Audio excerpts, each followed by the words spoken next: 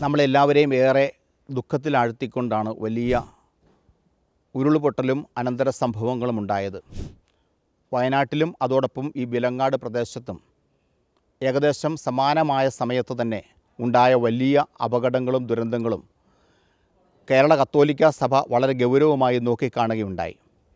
അതിൻ്റെ ഫലമായി കേരള കത്തോലിക്ക സഭയുടെ ഡിസാസ്റ്റർ മിറ്റിഗേഷൻ ടീം ഈ കാര്യത്തെക്കുറിച്ച് പഠനം നടത്തുകയും ഇത് സംബന്ധിച്ച നിർദ്ദേശങ്ങൾ KCBCയുടെ ഭാരവാഹികൾക്ക് കേരള സോഷ്യൽ സർവീസ് ഫോറത്തിൻ്റെ നേതൃത്വത്തിൽ സമർപ്പിക്കുകയും ചെയ്തു. അതിൻ്റെ അടിസ്ഥാനത്തിൽ KCBC യോഗം ചേർന്നപ്പോൾ ഈ പ്രദേശങ്ങളിലെല്ലാം സമഗ്രമായ ഇടപെടൽ നടത്തുന്നതിന് ഉചിതമായ തീരുമാനം എടുക്കുകയുണ്ടായി. അതുവഴി ഈ കാര്യത്തെക്കുറിച്ച് കൂടുതൽ പഠിക്കുന്നതിനായിട്ട് നിയോഗിക്കപ്പെട്ട അംഗങ്ങളാണ് ഞങ്ങളെല്ലാവരും ഈ പ്രദേശങ്ങൾ ഇപ്പോൾ സന്ദർശിച്ചു കൊണ്ടിരിക്കുക. Kerala social service forum Kerala സഭയുടെ ജസ്റ്റിസ് പീസ് ആൻഡ് ഡെവലപ്മെൻറ്റ് കമ്മീഷൻ്റെ നേതൃത്വത്തിലാണ് ഈ പ്രവർത്തനങ്ങൾ നടത്തുവാൻ കത്തോലിക്ക സഭ ആഗ്രഹിക്കുന്നത്. അതിനുവേണ്ടിയുള്ള വിഭവ സമാഹരണം നടത്തി രൂപരേഖ തയ്യാറാക്കി അത് ഫലപ്രദമായി നടപ്പിലാക്കുവാൻ Kerala social service forum director ബഹുമാനപ്പെട്ട ജേക്കബ് മാവുങ്കലച്ചൻ്റെ നേതൃത്വത്തിൽ ഇതിനോട് ചേർന്ന് ഞങ്ങൾ ഈ ഡിസാസ്റ്റർ കമ്മിറ്റിയിലെ അംഗങ്ങളെല്ലാവരും പ്രവർത്തിക്കുകയാണ്. വിലങ്ങാട് ഭാഗത്ത് ഉണ്ടായിട്ടുള്ള ഈ ഉരുൾപൊട്ടലിന് ശേഷം ഉണ്ടായിട്ടുള്ള വലിയ വിപത്ത് അതിനെ നോക്കിക്കാണുവാനായിട്ടാണ് ഇന്ന് വിലങ്ങാട് മഞ്ഞക്കുന്ന് ഭാഗത്ത് ഞങ്ങൾ വന്നിട്ടുള്ളത്. ഇവിടുത്തെ നാശനഷ്ടങ്ങളൊക്കെ ഒന്ന് വിലയിരുത്തുവാനായിട്ടും മെത്രാൻ സമിതിയെ അത് അറിയിക്കുവാനായിട്ട് ഞങ്ങളുടെ ഉത്തരവാദിത്തമുണ്ട്. അതുപോലെ തന്നെ കേരള സോഷ്യൽ സർവീസ് ഫോറത്തിന് ഇതിൻ്റെ നേതൃത്വം നൽകുന്നതിന് വേണ്ടിയിട്ട് തന്നെ ഒരു സമിതിയെ മെത്രാൻ സമിതി നിശ്ചയിച്ചിട്ടുണ്ട്. ആ സമിതിയുടെ നേതൃത്വത്തിൽ കൂടിയാണ് അവരുടെ നിരന്തരമായ സഹകരണത്തോടു കൂടിയാണ് ഈ പ്രവർത്തനങ്ങളെല്ലാം മുന്നോട്ട് പോയിക്കൊണ്ടിരിക്കുന്നത്. ബഹുമാനപ്പെട്ട റോമാൻസ് ആൻ്റണി അച്ഛനും ബഹുമാനപ്പെട്ട ജോർജ് വെട്ടിക്കാട്ടിൽ അച്ഛനും ഈ കമ്മിറ്റിയോട് ചേർന്ന് സജീവമായി പ്രവർത്തിക്കുന്നു. പിന്നെ കൂടാതെ ഈ പ്രദേശത്തുള്ള പ്രാദേശിക സാമൂഹ്യ സേവന വിഭാഗങ്ങളുടെ നേതൃത്വം നൽകുന്ന എല്ലാവരും സഹകരിക്കുന്നു. ഞങ്ങൾ ഈ സന്ദർശനത്തിൻ്റെ ഭാഗമായിട്ട് വലിയ ദുരന്തമുണ്ടായ പ്രദേശങ്ങൾ സന്ദർശിക്കുകയുണ്ടായി.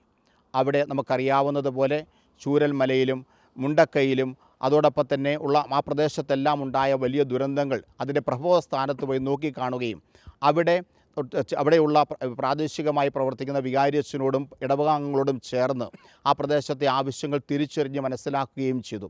അതോടൊപ്പം എല്ലാ സാമൂഹ്യ സേവന വിഭാഗങ്ങളുടെയും നമ്മുടെ രൂപത സോഷ്യൽ സർവീസ് സൊസൈറ്റികൾ 5 ഈ വയനാട് പ്രദേശത്ത് പ്രവർത്തിക്കുന്നത് അവരുടെ പ്രവർത്തനങ്ങൾ അവരുമായി ചർച്ച ചെയ്യുകയും മുൻപോട്ട് പ്രവർത്തിക്കേണ്ടതിനെക്കുറിച്ചുള്ള ആശയ സമന്വയം നടത്തുവാൻ ശ്രമിക്കുകയും ചെയ്തു. അതോടൊപ്പം മന്ത്രിസഭ ഉപസമിതി ഇതിനുവേണ്ടി പ്രവർത്തിക്കുന്നവരെ ഞങ്ങൾ കണ്ട് ചർച്ചകൾ നടത്തി. ജില്ലാ കളക്ടറുമായിട്ട് സ്പെഷ്യൽ ഓഫീസറുമായിട്ടൊക്കെ ചർച്ചകൾ നടത്തി. അതോടൊപ്പം കത്തോലിക്ക സഭ നടത്തുവാൻ ആഗ്രഹിക്കുന്ന 4 പ്രവർത്തനങ്ങൾ: ഒന്നാമത്തേത് 100 ഭവനങ്ങൾ നിർമ്മിച്ച് അത് സുസ്ഥിര വികസനം സാധ്യമാക്കുക. 2 ഗൃഹോപകരണങ്ങൾ ലഭ്യമാക്കുക എന്നുള്ളത്. മൂന്നാമത്തെ കാര്യം അവർക്ക് വരുമാന സംരംഭങ്ങൾ സാധ്യമാക്കുക എന്നുള്ളത്.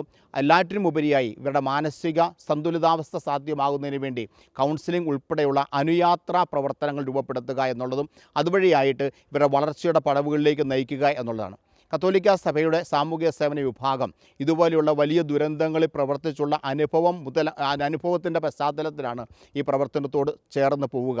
സുനാമിയുടെ സമയത്ത്, ഓക്കിയുടെ സമയത്ത്, വലിയ ഫ്ലഡ് ഉണ്ടായ സമയത്തൊക്കെ ഇങ്ങനെയൊരു വലിയ പ്രവർത്തനം നടത്തിയതിൻ്റെ തുടർച്ചയായി ഇവിടെയും പ്രവർത്തിക്കാനായിട്ട് ആഗ്രഹിക്കുന്നു.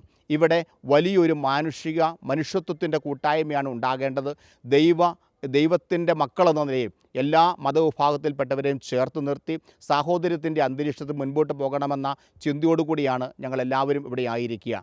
എല്ലാവരും ചേർന്ന് നമുക്ക് ഈ ഉണ്ടായിട്ടുള്ള വലിയ ദുരന്തത്തെ ഇതും അതിജീവിക്കുമെന്ന ആത്മവിശ്വാസത്തോടു കൂടി ദൈവത്തിൽ ആശ്രയിച്ച് മുൻപോട്ട് പോകാനുള്ള കൃപയ്ക്കായി പ്രാർത്ഥിക്കുന്നു. എല്ലാവരുടെയും സഹകരണം ഈ കാര്യത്തിൽ ഉണ്ടാവണമെന്ന് യാചിക്കുകയും ചെയ്യുന്നു.